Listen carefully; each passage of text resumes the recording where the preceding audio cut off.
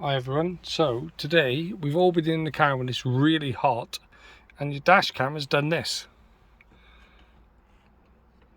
Really hot. So what I've done, I've took a mask. I suppose you could use elastic bands, and I just done one of these, a little tiny one. Yeah. So what I'm going to do, I'm going to unplug it.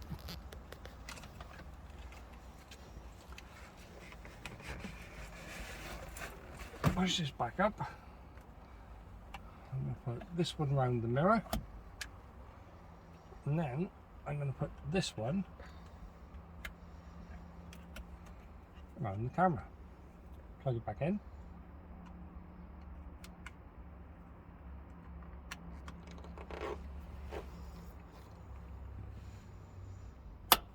Push back up. Happy days. So as you can see, it's sat there nice. But when it gets really hot now, if it falls,